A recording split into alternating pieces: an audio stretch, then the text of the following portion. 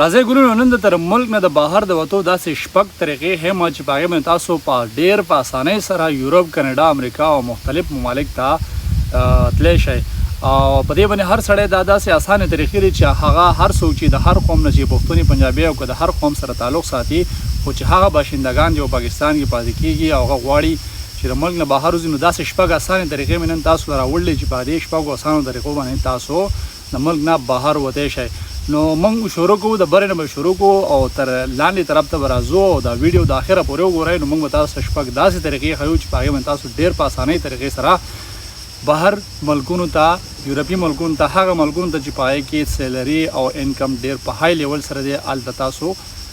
خپل د بهتر مستقبل له کتو لپاره تللی شئ. په دې کې د ټول لومړی پیسه راځي که چېرې تاله په پاکستان کې الله تعالی پیسه درکړله او مالدار او د وخت ګزاره دې کېږي نو په ډیفینس او په ډي ایچ ای کې د پلاټونو اخیستونه بهتره دا ده چې تاسو د یو بهرني ملک ان آر پی والی ان آر پی مطلب نیشنلټي پاسپورټ او یا ریزیډنسي دنیا شي ممالک داسې دي چې هغه خپل پاسپورټ نیشنلټي او ریزیډنسي چې دی هغه خرڅوي په هغې کې امریکا راځي چې امریکا چېرې تا سره $8 लाख موجود دی په اکاونټ کې نو ته د امریکې نیشنلټي چې دی هغه ګرین کارډ چې دی هغه اخیستی شي. که چېرې تا سره $5 लाख په بینک اکاونټ کې موجود دي نو ته د یو کې نیشنلټي چې دی هغه اخیستی شي. که چېرې پر تا سره $1.5 लाख دی یا د سره نو ته د اټلي او که چېرې یاره سره $1 लाख د سره نو ته د ګریس او د مالټې نیشنلټي یا ان پی آر چې دی مثلا نیشنلټي پاسپورټ یا ریزیډنسي چې دی هغه ته اخیستی شي. که چېرې فرض کړو تا سره $70,000 په اکاونټ کې موجود دي نو ته د ترکي چې کوم نیشنلټي ده هغه ډېر په اسانه سره اخیستی شي. نو که چېرې فرض کړو تا له خدای پاک پیسې درکړلي $1 کروڑ 2 کروڑ روپۍ ستا سره په اکاونټ کې په رشته وخت کې موجود دي او ته غواړې چې یاره پاکستان کې یو بزنس وکړي یا غواړي چې یاره په ډي ایچ ای یا په ډیفینس کې په ځان چې د پلاټونه والي چې د بلډینګ به جوړ کړي نو د هغې نه غوره دا ده چې د بهر ملک دا کم ملکونه چې ما تاسو ته کړل چې تاسو د دې نیشنلټي والی ګرین کارډ والی تاسو په هغې باندې ځان سره ټول خپل فیملي هم بیا هلته بوتلی شئ که ستاسو وایف ته ستاسو بچي دي ستاسو مور پلار دي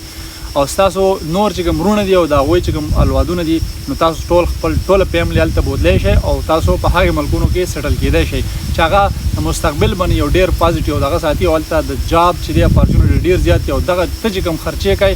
نو په ډیفینس ډي ایچ ای کې به تاله دغه پیسې دغه پلاټونه به یا وګټې یا نه او چې تر بیا د بهر ملک نیشنلټي والی یا پاسپورټ والی په پیسو باندې نو تقریبا دا پیسې چې دي دا ته په یو کال کې واپس ځان ته راګرځولی شي.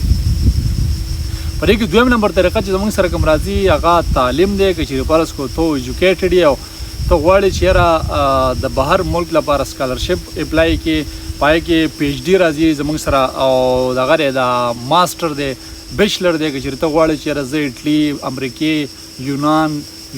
یو کې ته یا نور داسې ممالک دي چې ته هلته په تعلیمي بیس باندې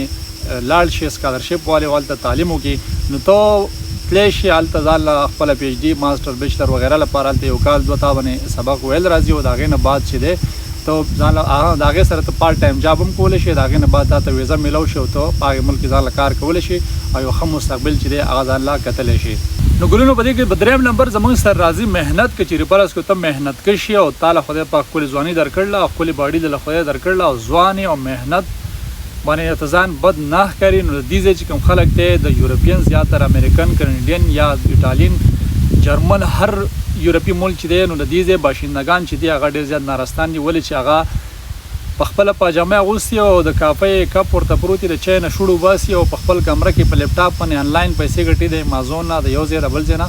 نو دا خلک چې دي دوی زیاتر نه غواړي چې یاره خپله ډوډۍ د ځان له په خپله پخه کړي یا ځان له د خپل پخلی په خپله وکړي نو زیاتر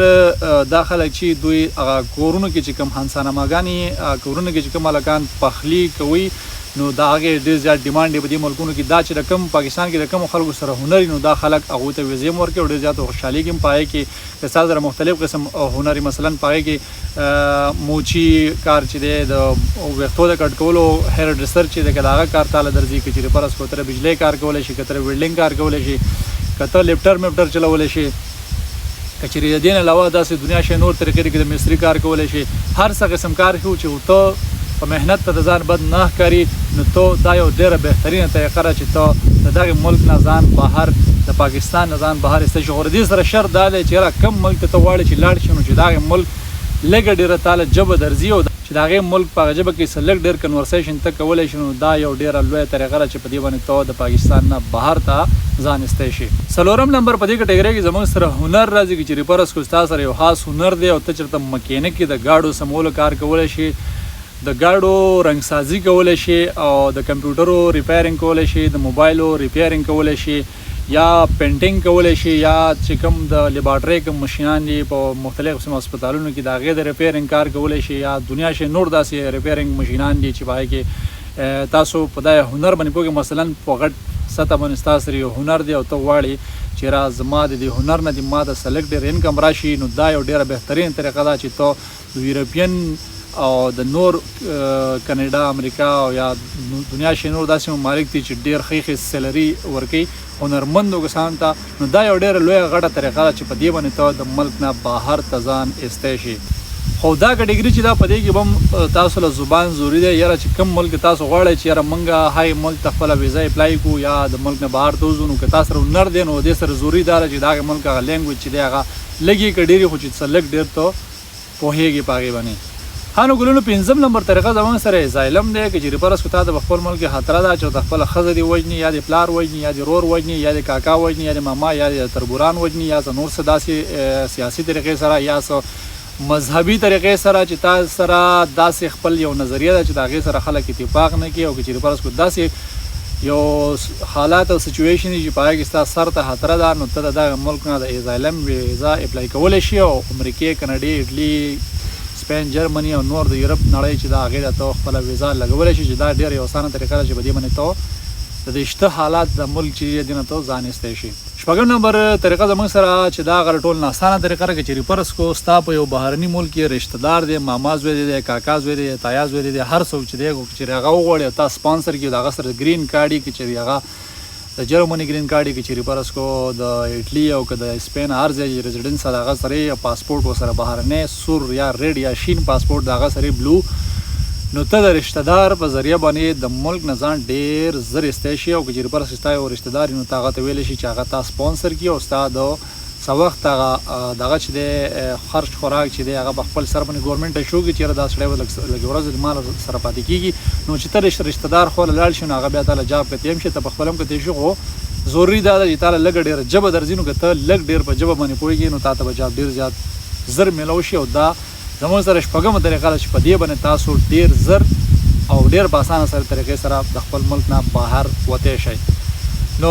زه یم آر جې شاهد خان، که تاسو موږ د یوټیوب نه ګورئ سبسکرایب کړئ، او که چېرې فرض کړو تاسو موږ د فیسبوک نه ګورئ نو پیج فالو کړئ، لایک کړئ، ویډیو شیر کول مه هېروئ. انشاءالله العزیز موږ تاسو سره ملاویږو په یو بله معلوماتي ویډیو کې.